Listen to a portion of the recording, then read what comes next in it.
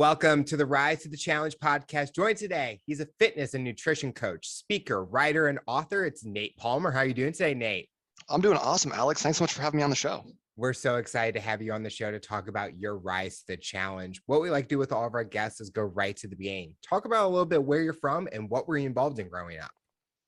So a lot of people think that as a fitness coach that I was like the biggest, strongest person and on all the sports teams, super athletic. And my story is actually a little bit of the opposite of that.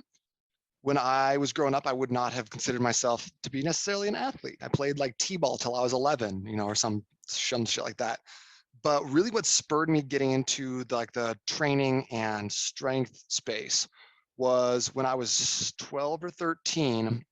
I was at home by myself. My mom had taken my two sisters to drop them off at school, and someone knocked on the door. And I went to look in, and I didn't recognize the person, so I didn't answer it. And then I saw the guy come around the backyard. And then a minute later, I hear the glass break on a window. Oh. So he comes in through the window, breaks in. And so I grab a knife out of the knife block and I go hide in my room. And I have this little rinky dink push button lock. And so I'm sitting there under my bed with a steak knife, ready to stab someone in the face. And the guy, I hear him come down the hallway, and it's like big work boots on my hardwood floors. And it's like, boom, boom, boom. And then he pounds on my door. And I was like, guess this is it. Guess this is where I die. I didn't die. Still okay. Still kicking. But at that moment, I really felt powerless. I felt like I had no recourse. I lacked autonomy. I couldn't do anything. And I don't know if I necessarily consciously put it together at the time, but at that moment, I was like, I don't ever want to feel this way again.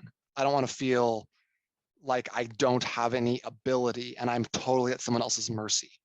So at that point, I started thinking about training. I didn't have any idea where to go or how to do it. Mm-hmm. But I remember just being in my room, doing push-ups and lifting stuff up and being like, I need a weight set, I need a boxing mat, punching bag and stuff like that.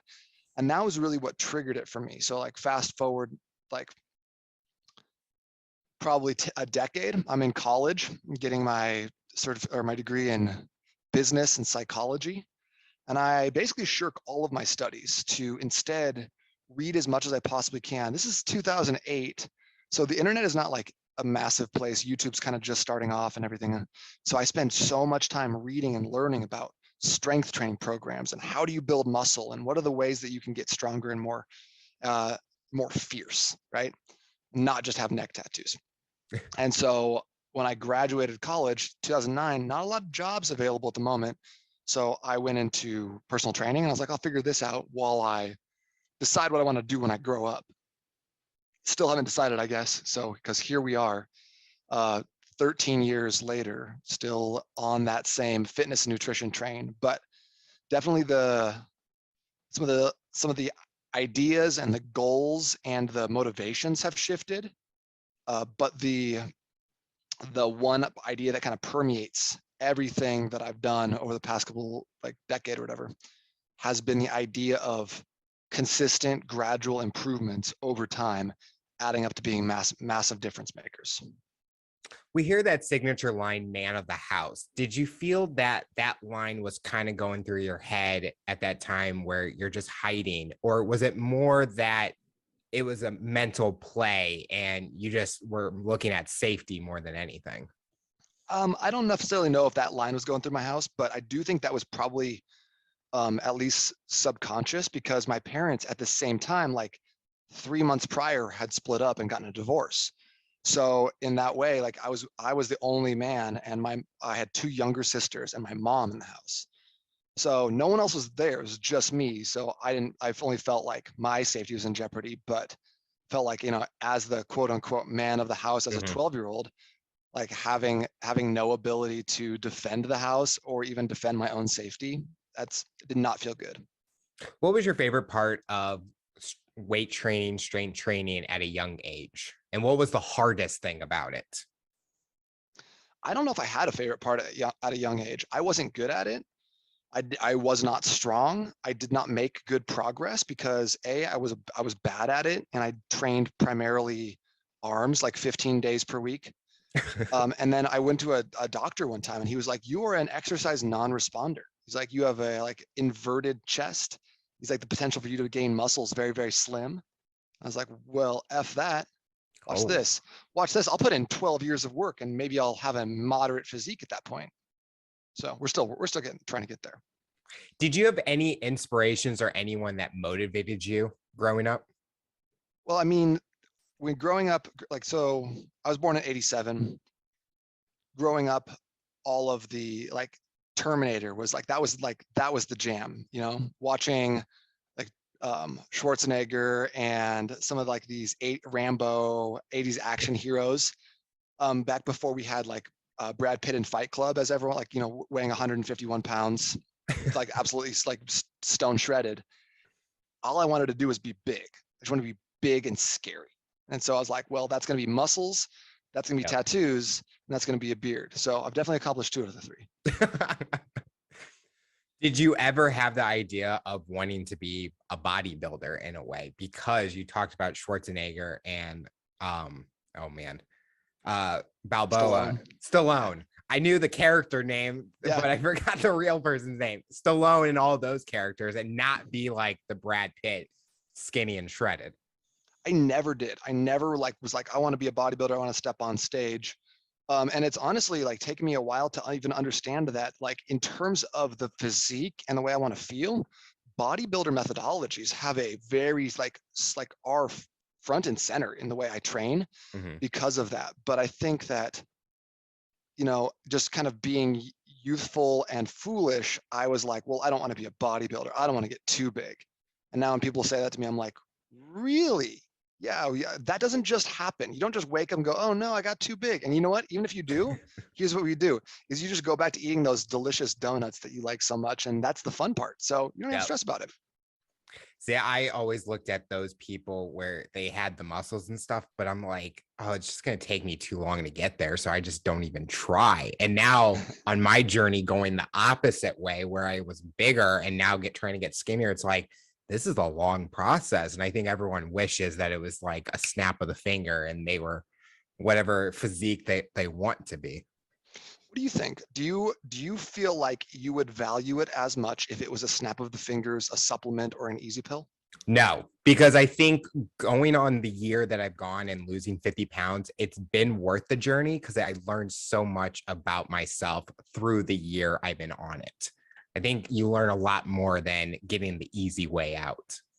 Totally. And I could not agree more, even though I feel like I've had a lot of like annoyances and like painful, like those thought processes and the Yeah. spirals where you're like, is this even worth it? Why I'm always in pain. I'm hurting at the gym. I'm hurting when I get home. And my legs are always sore.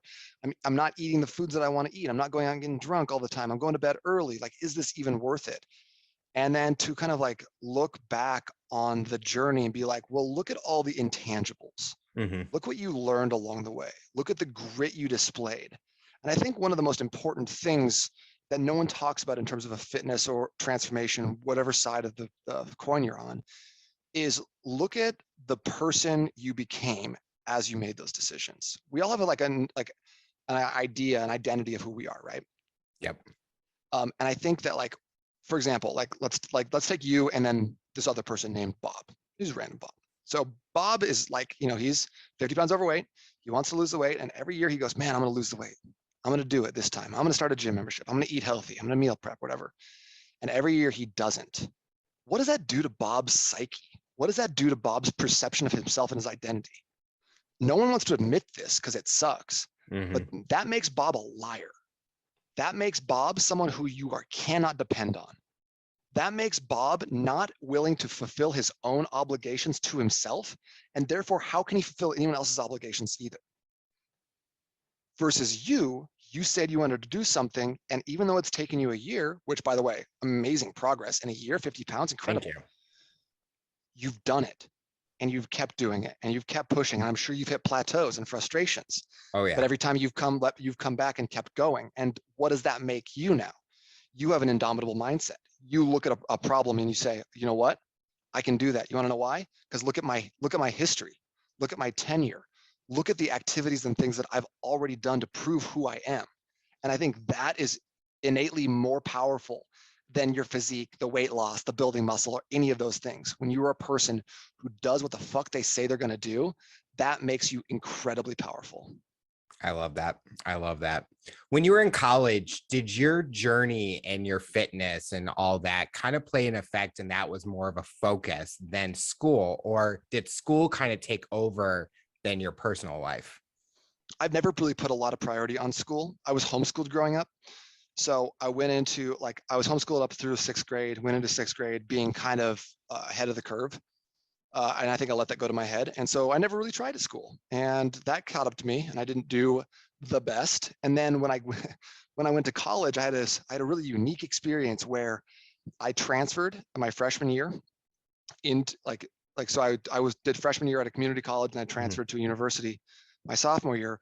But for whatever reason, I had the freshman designation. So I only was able to take my sophomore year. I was only able to register for freshman classes. So if I wanted a new class, if I wanted these sophomore classes or any of the interesting ones, I had to go show up and be like, please, sir, will you sign my papers? And I had to crash all these classes.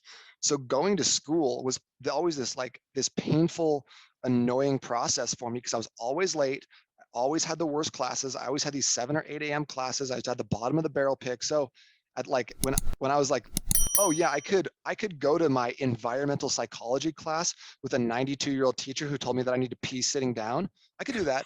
Or I could stay up all night drinking Coors Light and reading about bodybuilding. Wonder which, I'm 19. I wonder which one I'm going to go for, Looking back at your college journey and all the different degrees that are out there now, would you still go on the same route with psychology, or would you change it and go maybe something nutrition and things like that kind of go towards the fitness industry?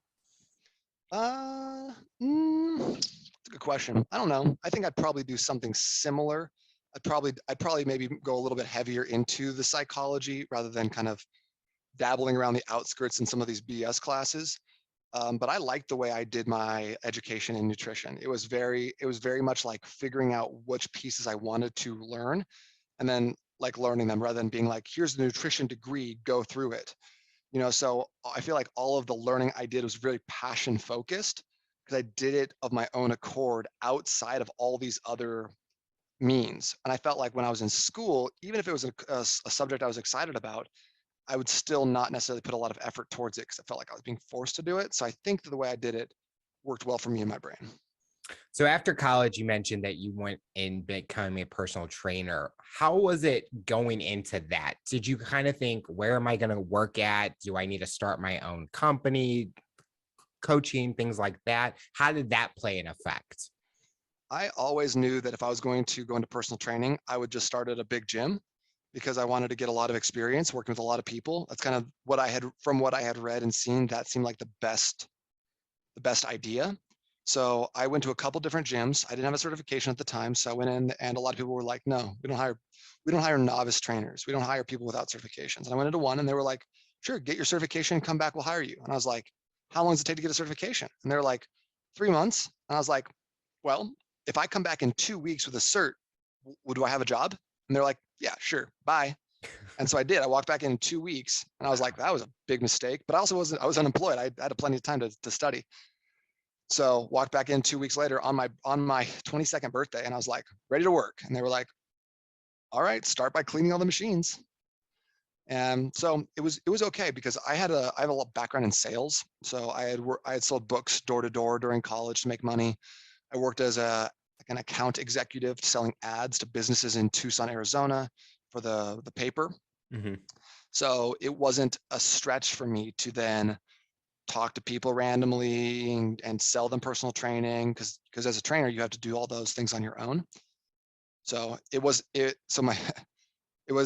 kind of a shock, though, when they're like, we'll pay you 20% of anything you sell. And I was like, all right, I guess this is what they start at. So I worked that for about 14, 15 months before I switched places and started doing something new. What was the benefit of working at a big gym starting out? You get a lot of reps. You get a lot of shots on goal with your sales presentations. You get to talk to a lot of people. You get to hear a lot of what people are dealing with. So my struggle is not necessarily like everyone's struggle, but so I got to hear everybody's here's what I dealt with, here's what I've done so far, here are the obstacles. And it just like, it creates more like empathy, and you can start to see like, here, what are the commonalities, right? And then also, I know everyone right now wants to be an online coach, but back in 2008, 2009, everyone wanted to train athletes. Everyone wanted to train Mhm. celebrities. And there's not that many athletes out there just being like, you know, I need as a personal trainer. You know, they're showing up at like the Titleist Performance Institute, and you know, they're like, you know, there's an upper echelon. Yep. So it gave me a good opportunity to train a ton of different people. So I got to train a couple high school athletes, people who played rugby. I got to train a couple of people who were like 75, 80 years old, just wanted to increase their bone density. I got to train like a bunch of just average guys who all wanted to lose 25 pounds, you know. I got to train a couple of people who were like doing some muscle building. And then I got to train one bodybuilder, you know. So like I got this whole gamut of goals, but also personality types and ages and demographics. So I was able to see like not only what kind of training do I like, but like who do I vibe with? What kind of person do I want in my life? Because as a personal trainer, like a lot of it is training, but a lot of it is like therapy.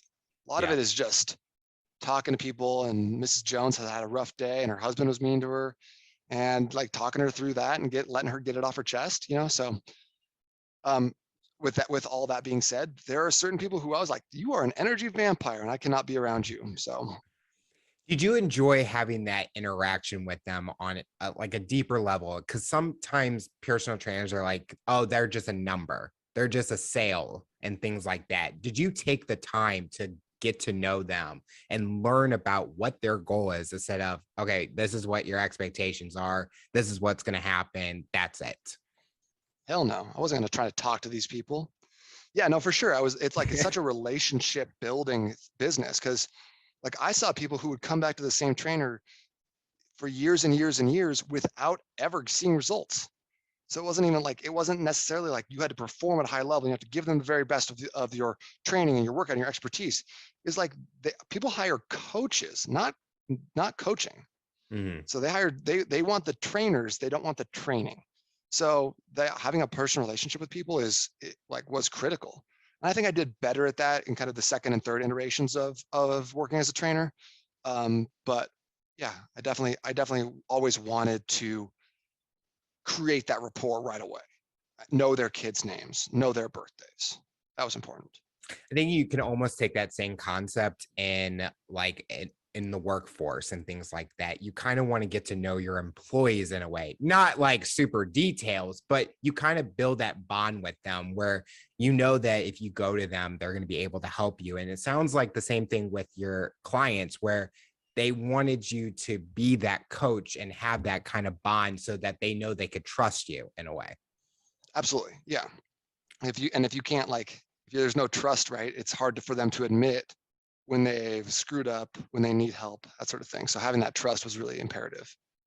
You mentioned that you were only there for 14 to 15 months. What was the main reason you wanted, like you saw that you're ready for that next step in your career? I thought I had ball cancer and didn't have insurance. So I was like, I should probably get a different job. Talk about that, kind of getting that information.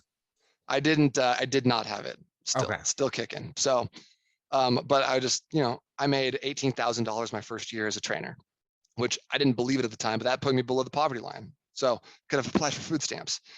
So, I was working all the time. I didn't have insurance. It's like, you kill what you eat, or you eat what you kill. Like they weren't feeding you any clients. It wasn't like Mhm. there's this, like you show up and you get $20 an hour or whatever. It was like, yeah, you can get paid to work. And if you're not working, well, sorry. So Yeah. I'd be there from like 6, 7 a.m. until 6, 7 p.m. And then, I had like a 3, 4 hour break in the middle, and I was booking these half-hour sessions. So I'd have a half hour, then a half hour off, then a half hour, and then an hour off. Like it wasn't super. They weren't like the people who, this gym is currently out of business. They don't exist anymore, called Fitness Works, but they were not necessarily setting up their trainers for success, or potentially just not me, because they didn't necessarily know that I was going to be one of their bigger trainers, I guess. So I had my biggest month ever. Sold $10,000 that month, and then I quit the next month. Everyone was mad, but that's okay, because I went to work for a place that was doing inside sales called Kaplan Online University. Also another place that doesn't exist anymore. Um, Basically trying, like, the whole thing where people were like, oh yeah, you were taking out student loans from the government, and then you were giving us degrees from like these for-profit universities that didn't work out for us. Remember Hmm. that thing? Yep. Yeah, that was that I was doing. So Oh. once I kind of got the like, I was like, oh, this feels really bad. I ended up quitting that after 3 months at the insistence of one of my mentors at the time, who was like, you need to get out of that job before you kill yourself. And you also need to open a gym. And I was like, I don't want to open a gym. He's like, you need to open a gym. I was like, I don't really want to. He's like, you need to do it. I was like, okay, fine, I'll do it. Do whatever you say.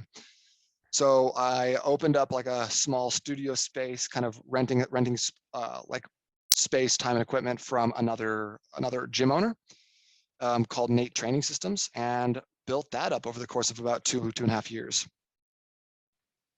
What was your favorite part in the kind of creating that gym or kind of that concept in launching it? I mean, I love working with clients, and I love like some of the people I worked with in there. I'm still friends with. I'm gonna go out like and have dinner with them. One of them today, or not today, but this week. But so I love the people. That's always been like the best part of personal training. But the other thing that I really liked and enjoyed about it was starting to do some like online marketing, writing a blog. So I've had my blog going since 2011.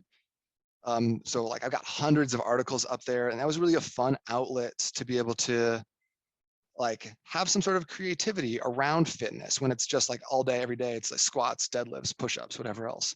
I get to write stuff, take pictures, film videos. And that's been a consistent thing that I've done since then, is creating content. And I like it. I think that is so much fun for me. Do you feel that's something that kind of stands you out? As a lot of times you can go on Instagram, Facebook, Twitter, all these, and you just see people that says they're fitness influencers. But do you feel that you take the content to a different level because it's more personal and what you're writing and things like that, instead of just trying to get sales and stuff? It's kind of like similar to training in a way where you're just trying to get a number. I mean, like to a certain extent, if you were like, you have to change a lot about what you're doing to get more sales and more views, I'd be like, all right, I'll give it a shot. You know, like that is the end goal, especially with the content marketing. But I if I'm not having fun doing something, I don't want to do it. So a Yeah. lot of my shit is I try to keep it humorous. I try to keep it light. I try to like I like talk about Pokemon and 90s hip hop and like weird esoteric 80s action movies. Like I try to have those things in there because that's what's funny to me. And yeah, I hope that the people who are, reading it are vibing with what I'm saying. And if they're not, see you. See, if I had a trainer that did that, I would totally read it, because it's like you can find someone who likes that kind of information. I mean, Pokemon, things like that. And they're going to get so interested and they'd be like, write another one like that. Write something new, similar to that kind of theme. Boy, do I have some great news for you. You're coming out with another one like that. No, I have thousands and thousands of videos ready and curated just for you. Oh, wow. You just wait till I drop my Instagram handle at the end of this. What is your favorite exercise? That's a Throw good a fun question. question out there. I really like training back. So I think I'm really into pull ups, pull downs right now. But I'd be remiss not to even mention the OG Bulgarian split squats, which is just kind of king of all the exercises.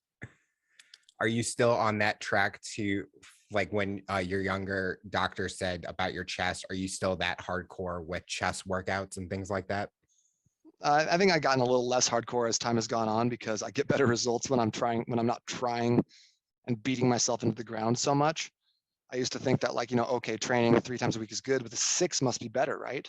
Mm-hmm. But I actually get better results when I'm training less. I'm prioritizing recovery more. So I think that was one thing that I thought you had to train all the time, because I saw these guys who were taking steroids and had better genetics, and they were going to respond to like despite the stimulus, not because of, right? And so I was like, well, I got to do what they're doing, not realizing that I might not have like ideal genetics for what I was looking to do, and I needed to put more emphasis on recovery than maybe some people did. So once I figured out kind of how my body worked, I've been able to have more success. So I probably had more success with muscle building in the last like 2 or 3 years than I did in the last 8 before that. Is there any kind of activity that you enjoy that kind of still gets that workout feel for you, but it's not in a gym? Hmm. Yeah, I like biking, I like cycling.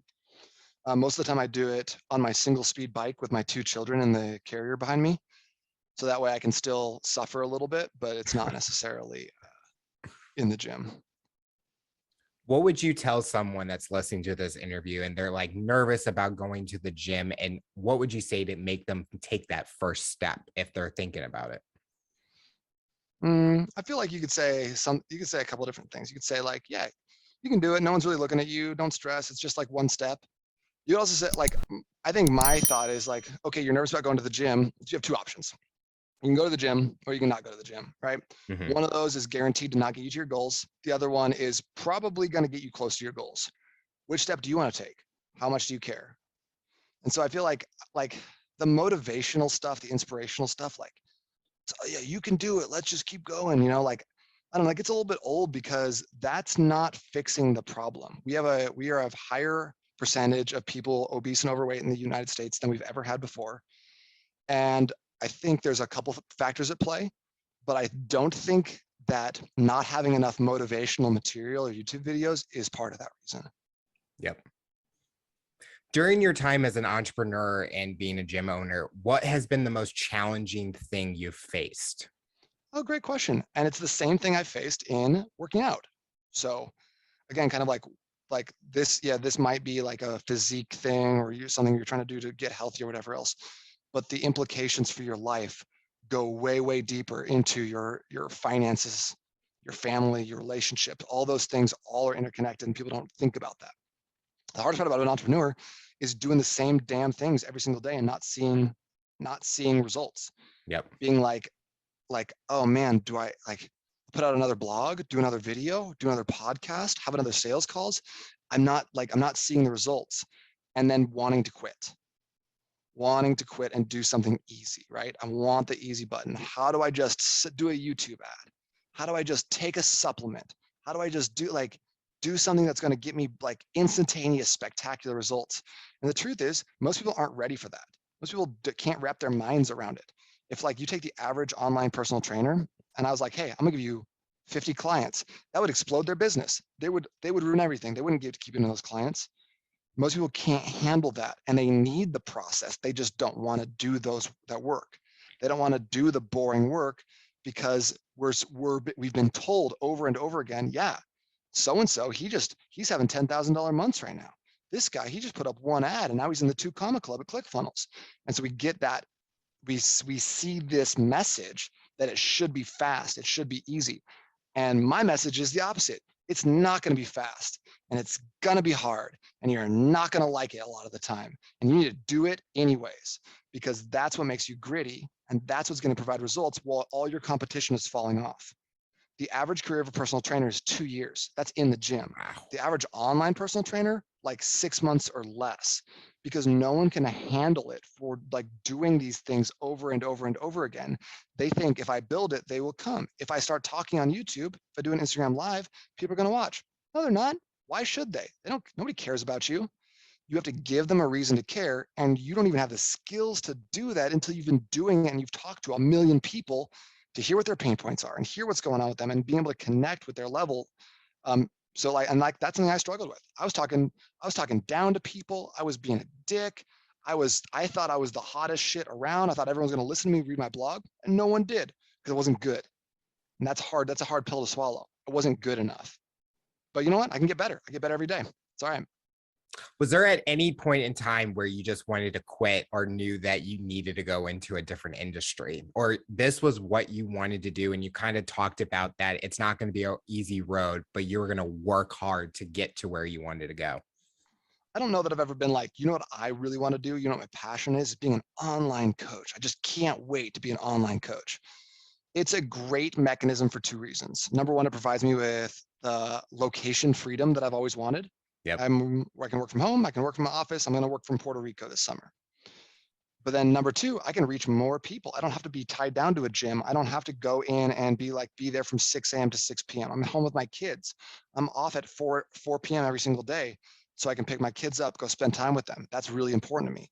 And then lastly, like I get way better results as an online coach than I ever did as a personal trainer because I am in charge of holistic lifestyles and habits for people. We talk about nutrition and training and sleep and water. Whereas a personal trainer, I was motivational. I was an awesome trainer, but I was so focused on the half hour or hour we were together that we didn't really spend a lot of time planning and brainstorming and like tactically moving these little pieces around the chessboard to create an environment that leads to results.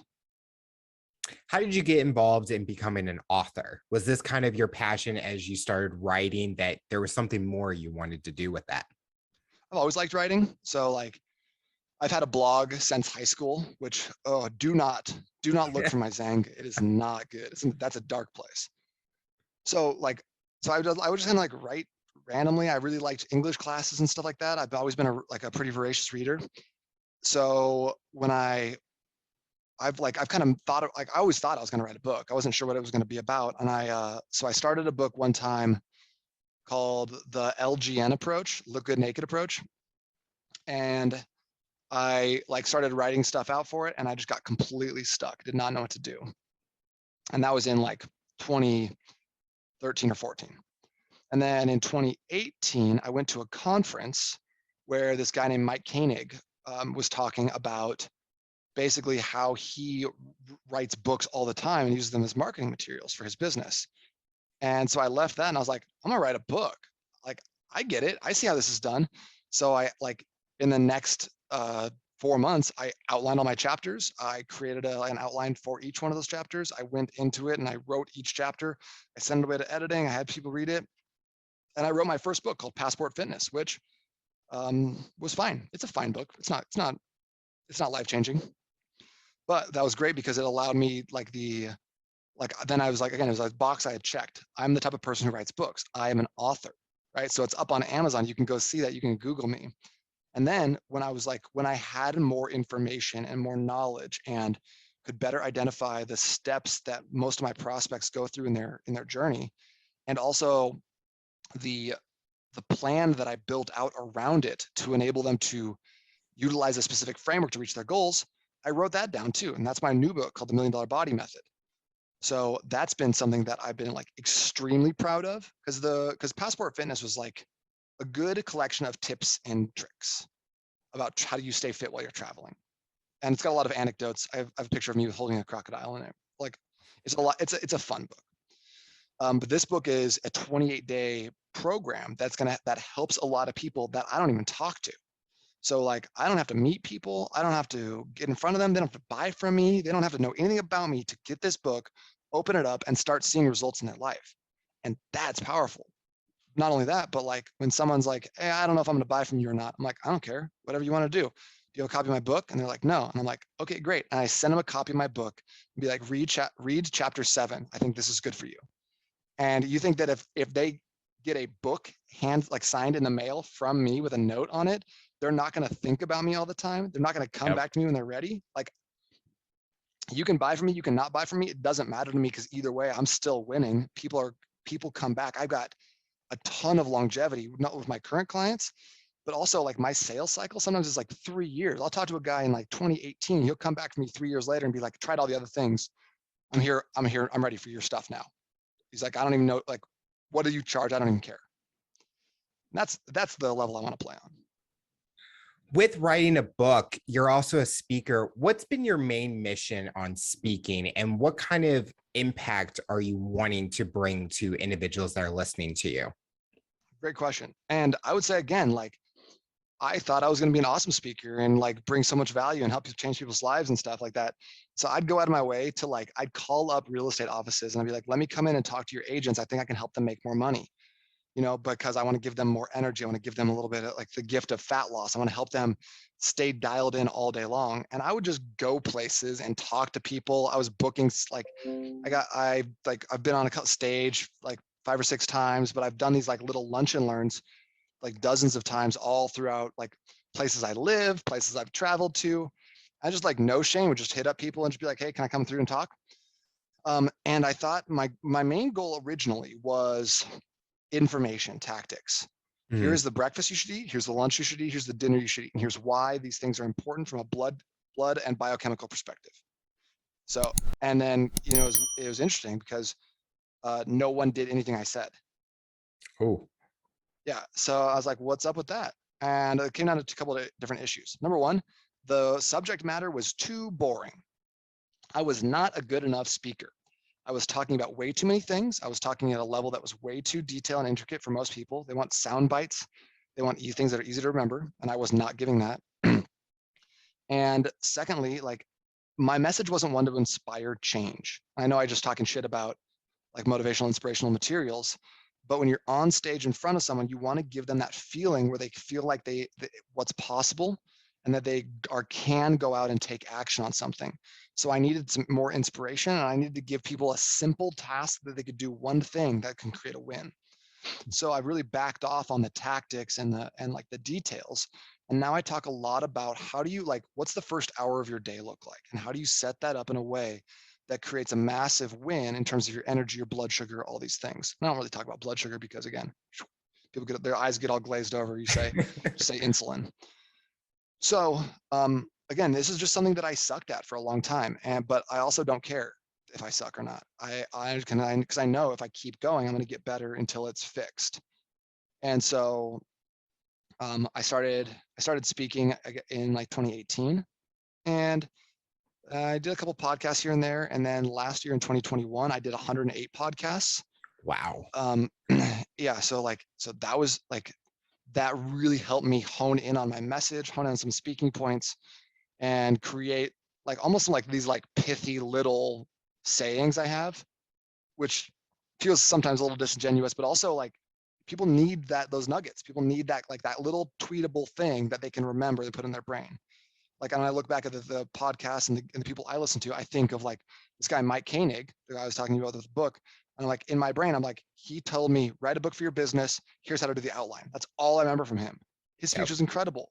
He's an amazing speaker. He was wearing shiny silver shoes, but I don't remember what he said except for that one thing. So how can you distill my message down into one thing, which is how do you own the first hour of your day, which is kind of the message at the moment. I think that's so true with even YouTube videos now out there where people don't want the most important clip, 2 to 3 minutes of it. And that's all they want to hear. They don't want to watch a whole hour-long interview because it's a lot of time that takes up. But I love when you said the blood sugar and insulin, because I'm a diabetic. And so that stuff's my morning is talking about that. And I go, a lot of people don't know what that's like to talk about.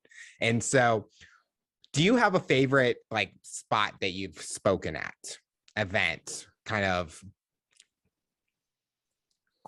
I spoke at I love speaking at conferences. That's my Okay. favorite because I love being at conferences, and people who go to conferences are my people. And because everyone's focused on personal development and growth. So one of my favorites, even though I didn't think I did very good at the presentation, it just wasn't, again, the thing that the people needed to hear. It was very informational. So, but it was one of my favorites. It was just an amazing weekend, and I led workouts every single morning too. So that's kind of what I offer when I come to conferences. But it was called the One Life Fully Lived conference in Long Beach. And so basically they just brought in all these incredible speakers. I was like, I should not be on stage with any of these fools. Everyone is just way outside of the level that I'm playing at. So that was incredible. I got to talk to these people, kind of rub elbows with some of these heavy hitters in the industry. It was so fun. And then everyone who was there, great attitudes, amazing to be around, very positive vibes. I love that. Do you have a fun challenge, fitness challenge that you're looking forward to or wanting to do in the future? No, not fun. Only painful things. Well, I like to do a lot of experiments and stuff. So on my podcast, The Low Carb Hustle, I'm always trying to run 30-day challenges. So last month I finished a high dose melatonin experiment, which was really easy, but also super interesting. So I tracked all my metrics, my heart rate and my deep sleep and my REM sleep and my recovery and all these things over the course of a month while I was taking 60 milligrams of melatonin every night. And so I talk about that and the effects on Alzheimer's and visceral fat and some of these other interesting things that people wouldn't necessarily associate melatonin with. This month right now, as we talk, I am starting or I'm in the middle of week 3 of a 30 days of hardcore keto. I've been a closeted keto hater for a while, so I talk a lot of shit about keto. So someone challenged me, like, hey, why don't you try it out before you keep talking about it? So doing 30 days, and it's been quite a challenge. And I don't necessarily think I'm going to sustain it, but I'm tracking blood sugar, like blood glucose in the morning. I'm tracking my ketones, I'm tracking my deep sleep and my HRV.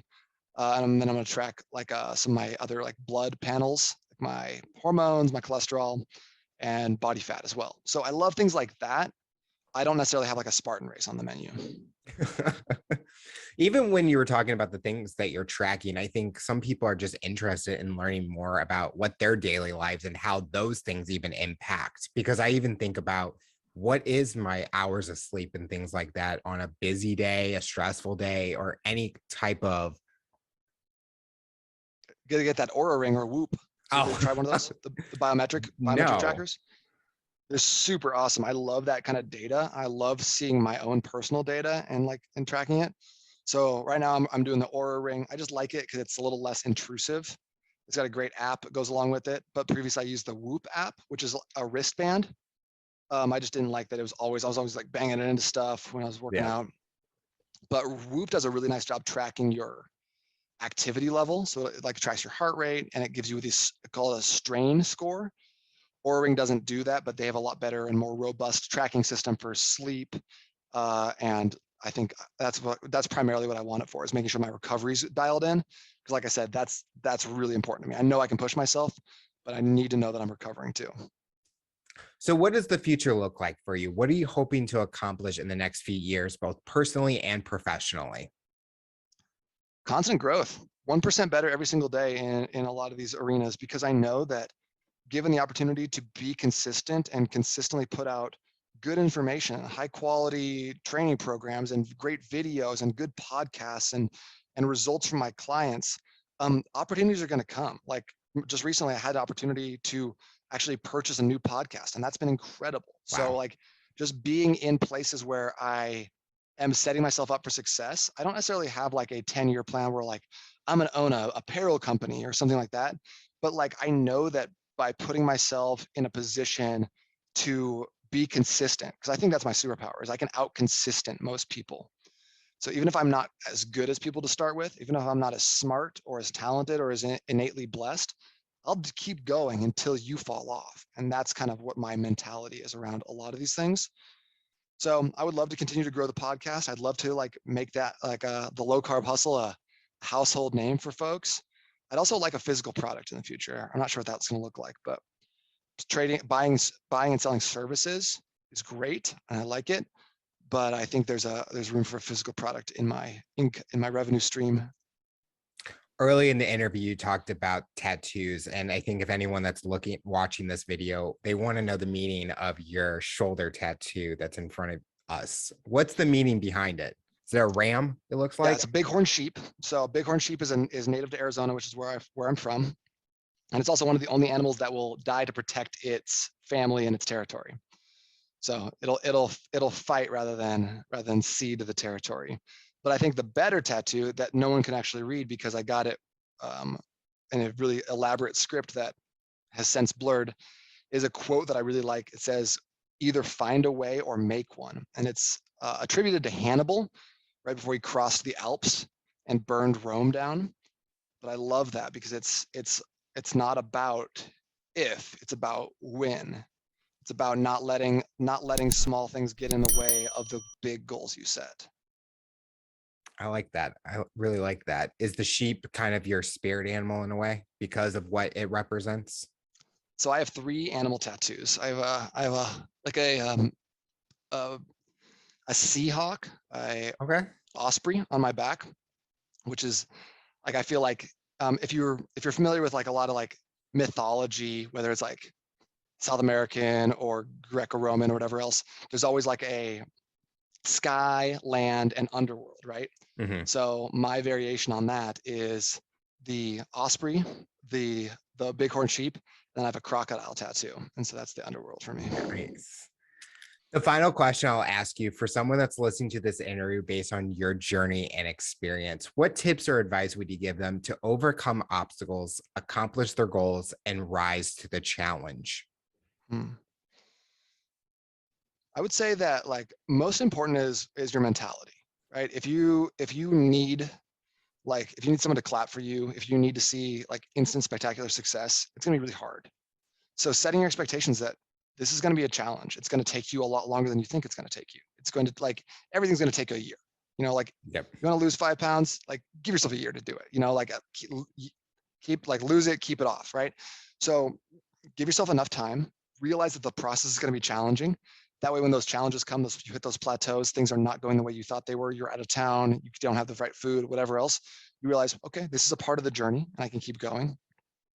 And then realize that, kind of like with that find a way or make one ideology, you cannot lose in this game if you do not quit. As long as you're not a professional athlete or something like that, if you're an entrepreneur, if you're just looking to get your health back, if you want to build muscle, if you want to drop fat, you just have to keep putting one foot in front of the other. That's all you have to do. No one program, no one coach, no one nutrition ideology is going to save you, is going to give you all the way there. Your journey is uniquely yours. And as long as you don't stop, as long as you don't quit, you are guaranteed to be victorious in this. And so if you realize that it's going to take you a long time, but your victory is assured, I think that takes a big weight off your chest and makes it easier to trudge forward in the face of some overwhelming adversity. Well, Nate, I want to thank you so much for coming on the show and talking about your rise to the challenge. You're inspiring so many people, and we're excited to see what the future looks like for you. Thanks, brother. I really appreciate you having me on.